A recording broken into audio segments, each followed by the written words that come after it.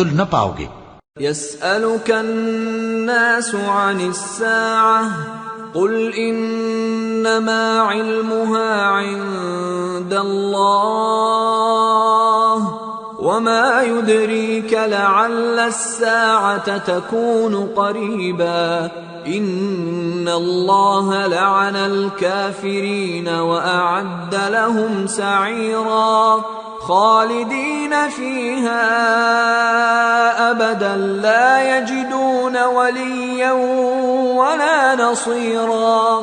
لوگ تم سے قیامت کی نسبت دریافت کرتے ہیں کہ کب آئے گی، کہہ دو کہ اس کا علم اللہ ہی کو ہے، اور تمہیں کیا پتا، ہو سکتا ہے قیامت قریب ہی آ گئی ہو۔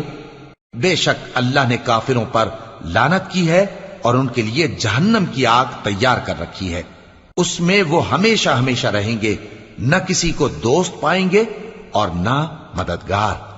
یوم تقلب وجوہہم فی النار یقولون یا لیتنا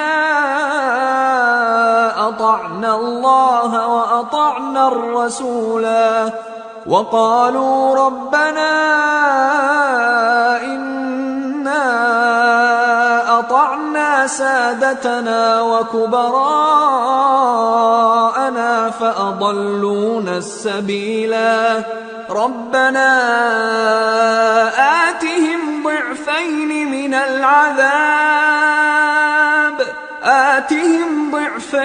من العذاب والعنهم لعنا کبیرا۔ جس دن ان کے چہرے آگ میں الٹ پلٹ کیے جائیں گے تو کہیں گے اے کاش ہم اللہ کی فرما برداری کرتے اور رسول صلی اللہ علیہ وآلہ وسلم کا حکم مانتے، اور کہیں گے کہ اے ہمارے پروردگار ہم نے اپنے سرداروں اور بڑوں کا کہا مانا تو انہوں نے ہم کو رستے سے بھٹکا دیا، اے ہمارے پروردگار ان کو دگنا عذاب دے اور ان پر بڑی لعنت کر۔ يا أيها الذين آمنوا لا تكونوا كالذين آذوا موسى فبرأه الله مما قالوا وكان عند الله وجيها۔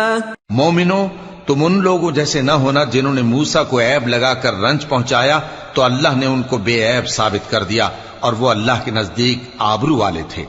يا أيها الذين آمنوا اتقوا الله وقولوا قولا سديدا يصلح لكم أعمالكم ويغفر لكم ذنوبكم ومن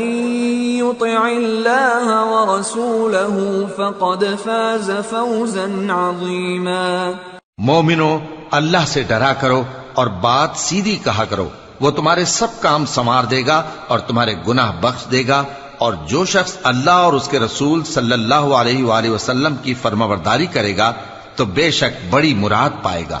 إنا عرضنا الأمانة على السماوات والأرض والجبال فأبين أن يحملنها وأشفقن منها وحملها الإنسان إنه كان ظلوما جهولا ليعذب الله المنافقين والمنافقات والمشركين والمشركات ويتوب الله على المؤمنين والمؤمنات وكان الله غفورا رحيما۔ ہم نے بار امانت کو آسمانوں اور زمین اور پہاڑوں پر پیش کیا تو انہوں نے اس کے اٹھانے سے انکار کیا اور اس سے ڈر گئے، اور انسان نے اس کو اٹھا لیا، بے شک وہ بڑا ظالم بڑا جاہل ہے، تاکہ اللہ منافق مردوں اور منافق عورتوں اور مشرک مردوں اور مشرک عورتوں کو عذاب دے،